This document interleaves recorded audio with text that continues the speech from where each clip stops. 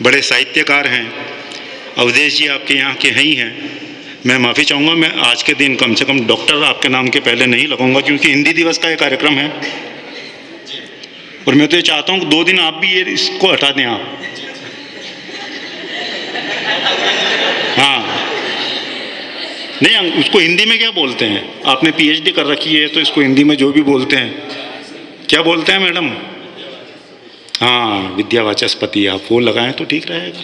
पढ़े लिखे आप भी हैं। आपके बारे में बताई है कि दीवाना जी ये भी अध्यापक रहे हैं और मुझे भी इन्होंने पढ़ाया। मैं इनका विद्यार्थी रहा हूँ, दीवाना जी का। 10वीं कक्षा में 3 साल तक इन्होंने मुझे हिंदी पढ़ाई।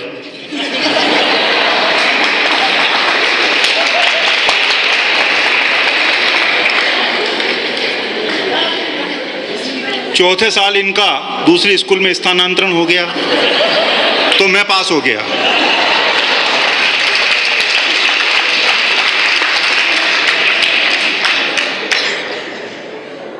मैं कुछ राजनीति की बात यहाँ इसलिए करूँगा कि आप ही के परिवार से जुड़े एक छात्र हैं या जो भी हैं, अभी अखिलेश नाम है उनका, अभिषेक नाम है, वो राजनीति में प्रवेश कर रहे हैं और अच्छा यहाँ के पूर्व विद्यार्थी रहे हैं। अच्छा, हाँ, वो राजनीति में प्रवेश कर रहे हैं। शायद अभी वो चुनाव लड़ रहे हैं। आप लोगों को मालूम होगा किनका?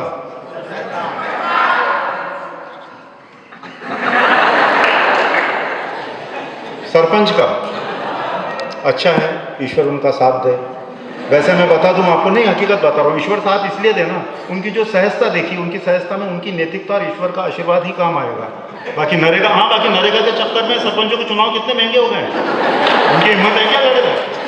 मैं हकीकत बता रहा हूँ आपको। वो हमारे एक परिचित है गुप्ता जी, पिछले साल वो भी, पिछले साल का मतलब पिछली बार जो चुनाव हुए उसके अंदर वो भी लड़ लिए सरपंच का चुनाव, नरेगा से प्रभावित हो गए। स्टील के बर्तनों का काम करते थे, अच्छा खासा व्यापार चल रहा था, होलसेल का काम था, व्यापार से पैसा लगाया, चुनाव में लगा दिया, चुनाव हार गए। थोड़े दिन बाद मुझे मिले और मैंने कहा गुप्ता जी क्या हो रहा है? बोले वही अपना खानदानी काम, बर्तन बेच रहा हूँ। और मैंने कहा बर्तन कहाँ बेच रहे हो? आपकी दुकान के तो ताले लगे हैं। बोले आजकल घर के बेच रहा हूँ। भाई साहब, उसके बाद वो सरपंच मिल गए जो चुनाव जीते। मैंने उनसे कह दिया, मैंने कहा सरपंच साहब बधाई हो। बोले काहे की बधाई यार, हमारी हालत तो चुनाव जीतने के बाद भी गुप्ता जी की तरह ही है। मैंने कहा गुप्ता जी की तरह कैसे? बेचारे गुप्ता जी तो अपने घर का सामान बेच रहे हैं। नेताजी ने जवाब दिया, एक ही बात है, हम अपना ईमान बेच रहे हैं।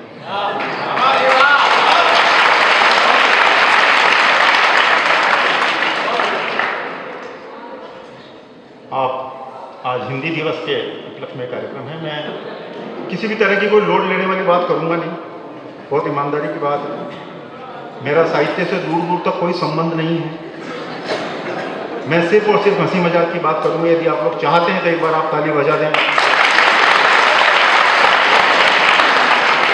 अवधेश जी, आप हिंदी पढ़ाते हैं, आप हिंदी पढ़ते हैं, मैं हिंदी करता हूं। दुनिया की तमाम भाषाओं की भी हिंदी कर सकता हूं। माँ सरस्वती का इतना आशीर्वाद है, बड़े भाइयों का इतना आशीर्वाद है, लेकिन एक हिंदुस्तानी होने के नाते हिंदी की हिंदी कभी बर्दाश्त नहीं करता। आप कहोगे हिंदी की भी कोई हिंदी होती है कि हिंदी जब गलत हाथों में चली जाती है तो हिंदी की भी हिंदी हो जाती है। मैंने सोनिया गांधी से एक बार पूछ लिया, हाँ वो भी बोलने लगती है।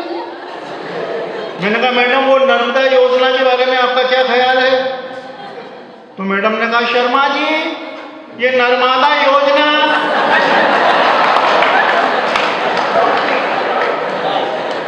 देश के लिए बहुत जरूरी है। और मैंने कहा कहाँ जरूरी है? इस योजना के चक्कर में तो हम 135 करोड़ हो गए।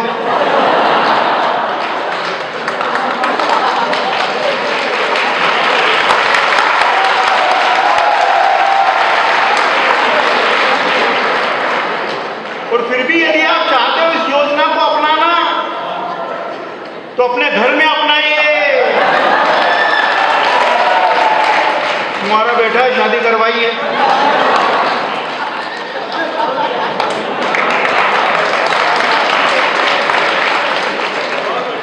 आज हम विश्व हिंदी दिवस मना रहे, पूरे विश्व में सम्मान है वैसा हिंदी का, पूरे विश्व में सम्मान है। लेकिन आज भी भारत के कुछ प्रांतों में हिंदी की स्थिति बहुत खराब है। सारी दुनिया में सम्मान और हिंदुस्तान में कुछ प्रांतों में अपमान। मुझे समझ में नहीं आ रहा है हिंदी का आकार है या मोदी सरकार है। देश के हालत वास्तव में हम लोग अपनी सभ्यता को हम लोग समझ नहीं पा रहे हैं। आतंकवादी कसाब को जब फांसी हुई तो उससे पूछा गया तेरी अंतिम इच्छा क्या है, उसने मना कर दिया मेरी कोई अंतिम इच्छा नहीं है। तब एक हिंदुस्तानी अधिकारी ने मुस्कुराकर कहा, बोले कसाब अपनी मौत से इतना घबरा गया है कि इसकी अंतिम इच्छा कहीं खो गई है। तो मुस्कुराते हुए उस आतंकवादी ने जवाब दिया, बोले जनाब मेरी अंतिम इच्छा तो मांगने से पहले ही पूरी हो गई है। मैं जानता हूं फांसी के बाद मेरी लाश को पाकिस्तान नहीं अपनाएगा, ऐसे में हिंदुस्तान की सरजमी में ही तो मुझे दफनाया जाएगा।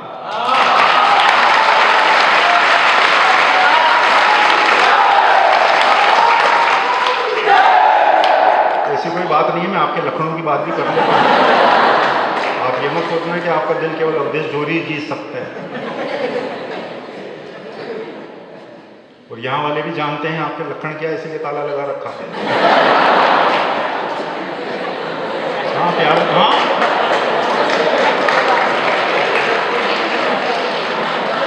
प्यार की हर बातों के ऊपर वाह वाह वाह वाह, और पीछे तो एक दिन वो बोला क्या लव, वाह अंग्रेज है लव। तुम्हें मालूम है प्यार किसी को किसी से भी हो जाता है, प्यार का एक महीना नहीं होता है। ये कार के आगे लिखा था प्यार बांटते चलो, सामने से एक ट्रक आया उस पर चढ़ गया, ट्रक पे लिखा था मोहब्बत में दूरियां कैसी।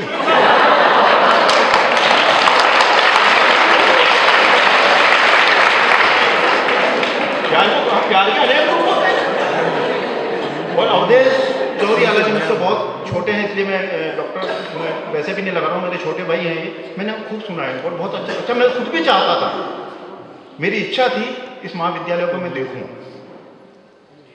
क्योंकि इनके लक्षण में जानता हूं। मैंने कहा जिसकी रचना इतनी सुंदर वो कितना सुंदर होगा। लेकिन आप सभी महाप्रज्ञ आचार्य महाप्रज्ञ महाविद्यालय के छात्र हैं, ये आप लोगों के संस्कार हैं, इस चीज को आप ध्यान में रखना।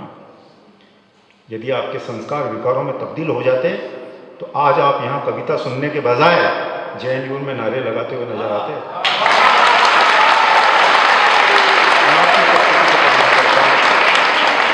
ये मेरी छोटी बहनें कह लें, भतीजियाँ कह लें, मेरी उधर छोटी बहनें हैं, मैं आपकी उपस्थिति को प्रणाम करता हूँ। मुझे मुक्तक याद आ रहा है कि इस धरती से महिलाओं का मान नहीं जा सकता है, नर के मन से नारी का सम्मान नहीं जा सकता। इस धरती से महिलाओं का मान नहीं जा सकता है, नर के मन से नारी का सम्मान नहीं जा सकता है। बेटा घर में हो तो चाहे चूल्हा ठंडा रह जाए, जिस घर में बेटी हो भूखा मेहमान नहीं जाता।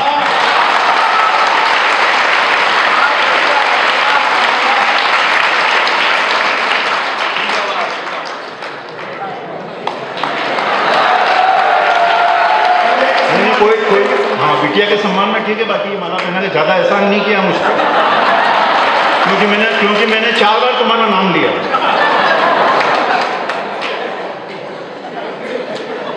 तो अपनी बात कहाँ चली, मैं भी कहाँ किस बातों में आ गया। मुझे यहाँ हास्य के कवि के रूप में खड़ा किया, वैसा मैं ढंग की बातें करने लग गया। मैंने आपसे कितनी बार कहा योगेंद्र जी भाई साहब आप मुझे ऐसी चीजें मत लिख के दिया करो, अपना काम बिल्कुल अलग है। तो बात क्या चल रही थी, प्यार मोहब्बत थी। हाँ मैं हकीकत बता रहा हूँ, आजकल वो चीजें नहीं रही है। आजकल तो खत भी कुछ इस तरह से लिखे जाते हैं, 7 जन्म तक संग मरने जीने की कस्में ले लें, आओ डार्लिंग प्यार प्यार खेलें। एक मित्र अवधेश हमारा बीबी राखी पर मायके गई, वो भी संग आएगा तो संग में एक सहेली ले ले। ये हो गया। सभी यहाँ सुधी श्रोता बैठे हैं, मैं मंच का आशीर्वाद चाहूंगा। भाई साहब 2 पंक्ति में एक प्रेम पत्र मैंने और लिखा है, तो युवाओं का मामला है, सब बैठे हैं तो सिर्फ 2 पंक्तियां हैं। एक प्रेम पत्र मैंने लिखा कि प्रिय, लिखा क्या मैंने पढ़ा, अब अपना काम लिखना है। जीवन जीवन भर थ्योरी खूब कर ली, लिखने का काम बंद। पढ़ा मैंने कि प्रिय, प्यार तो मुझे तुमसे उसी दिन हो गया था जब पहली बार मैंने तुम्हें देखा था। मैं आपका भी ध्यान चाहूंगा, निश्चित रूप से, विशेष रूप से मैं आपका ध्यान चाहूंगा, क्योंकि मेरी बात को आप समझ नहीं है। प्यार तो मुझे तुमसे उसी दिन हो गया था पहली बार जब मैंने तुम्हें देखा था, लेकिन क्या करता, पिता के संस्कार और उनकी इज्जत साली हमारी मोहब्बत की दुश्मन बन गई थी। प्यार तो मुझे तुमसे उसी दिन हो गया था जब पहली बार मैंने तुम्हें देखा था, लेकिन क्या करता, पिता के संस्कार और उनकी इज्जत हमारी मोहब्बत की दुश्मन बन गई थी। लेकिन आज जब पिता ही नहीं है तो कैसे संस्कार, कैसी इज्जत, आज मैं सबके सामने स्वीकार करता हूं, प्रिय मुझे तुमसे प्यार है, मेरी रग रग में तुम समाई हो, अब चाहे हो जाए मेरी इज्जत के Kankre. I love you Gandhi, तुम्हारा उद्धव ठाकरे।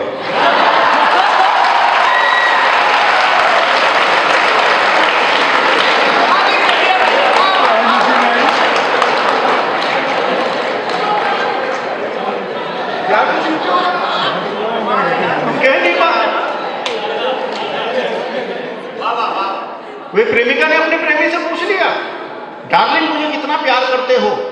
तो प्रेमी ने प्यार की पराकाष्ठा का उदाहरण देते हुए जवाब दिया, बोले जितना एक नेता को कुर्सी से प्यार होता है तो मुझे तुझसे उतना प्यार।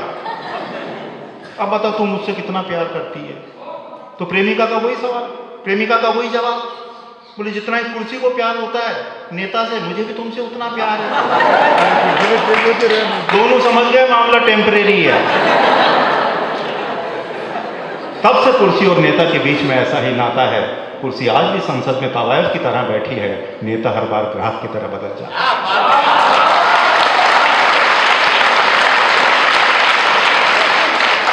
मैं मूल रूप से व्यंग का कवि हूं, मैं क्षमा चाहूंगा। हंसने हंसाने के लिए कोई कविता की जरूरत नहीं होती है, बात बात से हंसी निकल जाती है। हमारे पड़ोस में गुप्ता जी हैं साहब, 85 साल के गुप्ता जी, अटैक आ गया, सरकारी अस्पताल ले गए, एडमिट किया, डॉक्टर आया, डॉक्टर ने देखते ही कह दिया, बोले हिज डेथ। हंगामा हो गया अस्पताल के अंदर। गुप्ता जी के बेड के पास वाले बेड पे, देखना हंसी मौत से कैसे आती है, गुप्ता जी के बेड के पास वाले बेड पे 105 साल की एक बूढ़ी अम्मा अपनी अंतिम सांसें गिन रही।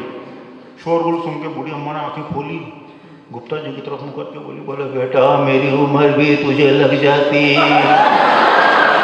और मैंने कहा माँ जी घंटे 2 घंटे ज्यादा जी के क्या कर लेते।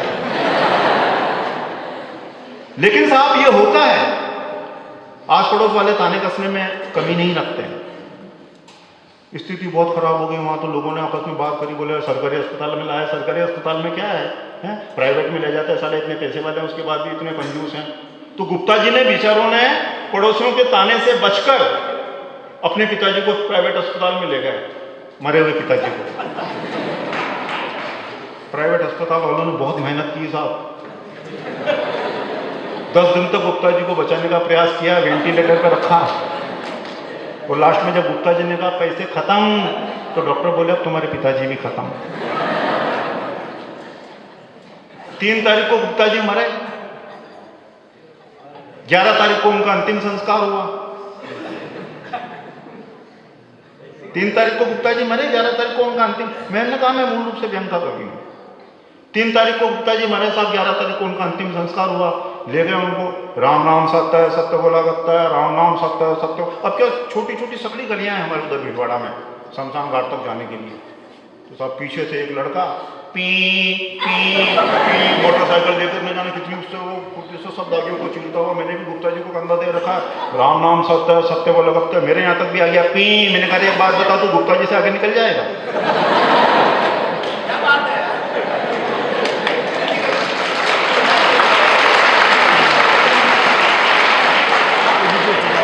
अब ले गए साहब गुप्ता जी को शमशान घाट, वैसा मैं 2 मिनट और लूंगा।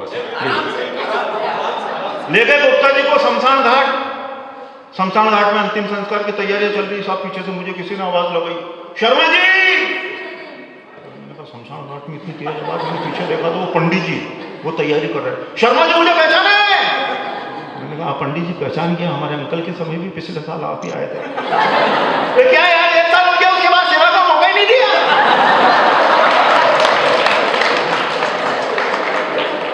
मैंने कहा पंडित जी एक काम करो, अभी तो गुप्ता जी का काम निपटा लो, उसके बाद जब कभी आपकी इच्छा हो कह देना, मैं सुसाइड कर लूंगा। अब साहब हुआ क्या, गुप्ता जी की चिता ने आग नहीं पकड़ी, घी वगैरह डाल दिया, अग्नि दी, चिता आग नहीं पकड़े। परेशान लोग इधर उधर बातें करने लगे। गुप्ता जी का पोता था, छोटा था, वो बोला दादा की अंतिम इच्छा की वजह से चिता की आग नहीं पकड़ रही। मैंने कहा बेटा तुम्हारे दादा की क्या अंतिम इच्छा थी? दादा ने कहा था अगर मैं मर जाऊं तो घी अपनी दुकान का ही काम में लेना, घी नकली है। भाई साहब परेशान होके, इलेक्ट्रॉनिक शवदाह मशीन थी वहां, लकड़ियों में से उनको निकाला, इलेक्ट्रॉनिक शवदाह मशीन में डाला, उसके बाद अंतिम संस्कार हुआ। आजकल इलेक्ट्रॉनिक शवदाह मशीन आ गई है, आप लोगों को भी मालूम होगा, आपने सुना होगा, हमारे भीलवाड़ा में हालांकि ऐसा नहीं है, हो तो भी मुझे मालूम नहीं है, आ गई भाई साहब। आजकल लोगों के पास समय नहीं है। हमारे सभ्य समाज में आज भी किसी की जो मृत्यु हो जाती है तो हम लोग जो उनका अंतिम संस्कार है बड़े उससे करते हैं, रीति रिवाज से करते हैं। मेट्रोपॉलिटन सिटीज में ऐसा नहीं होता। शहरों के आजकल मशीनें आ गई, समय नहीं है लोगों के पास, ले जाते हैं वही मशीन के अंदर डाला, राम नाम सत्य है, चाय नाश्ते की व्यवस्था भी वहीं हो जाती है, घोषणा कर दी जाती है, बोले समय की कमी के कारण बागे की प्रसादी भी इसी समझे।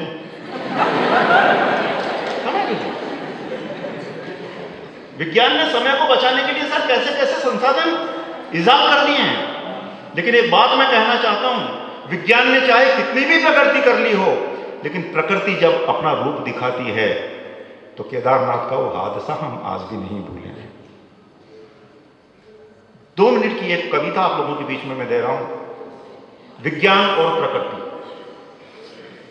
समय को बचाने के लिए शमशान घाट में एक इलेक्ट्रॉनिक शवदाह मशीन आ गई लाशों को जलाने के लिए। डेमोन्स्ट्रेशन के लिए सरकारी अस्पताल से एक लावारिस लाश को मंगा लिया। भूमिका आप ध्यान में रखना, समय को बचाने के लिए इलेक्ट्रॉनिक शवदाह मशीन आ गई, डेमोन्स्ट्रेशन के लिए सरकारी अस्पताल से एक लावारिस लाश को मंगा लिया, उद्घाटन के लिए नेताजी आ गए। अब शुरू होती है शमशान घाट में समय को बचाने के लिए, लाशों को जलाने के लिए इलेक्ट्रॉनिक शवदाह मशीन के उद्घाटन की प्रक्रिया। सबसे पहले नेताजी ने भाषण शुरू किया। प्यारे भाइयों, बड़े हर्ष का विषय है,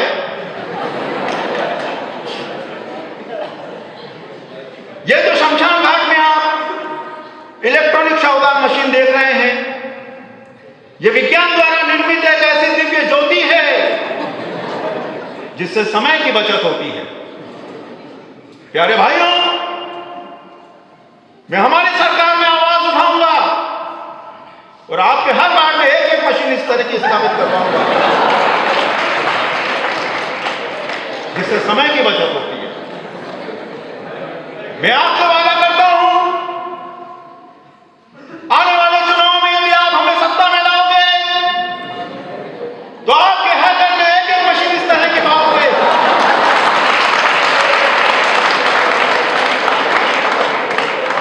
जिससे समय की बचत होती है। 3 घंटे तक नेताजी ने समय की बचत पे भाषण दिया। 3 घंटे तक नेताजी ने समय की बचत पे भाषण दिया। उसके बाद चमचों ने उस लावारिस लाश को मशीन के अंदर किया। मशीन में डालते ही विज्ञान द्वारा निर्मित दिव्य ज्योति प्रकृति से चली गई। जो ही नेताजी ने खटका दबाया, बिजली चली गई। 4 घंटे बाद बिजली आई। 4 घंटे बाद बिजली आई। 7 घंटे तक समय को बचाने वाली मशीन ने लोगों को शमशान घाट में रुकवाया। उसके बाद नेताजी ने फिर से खटका दबाया। इस बार खटका दबाते ही शमशान घाट में खड़े एक एक व्यक्ति के नेत्र आंसुओं से भर गए। जो ही नेताजी ने खटका दबाया, बिजली के करंट से नेताजी मर गए।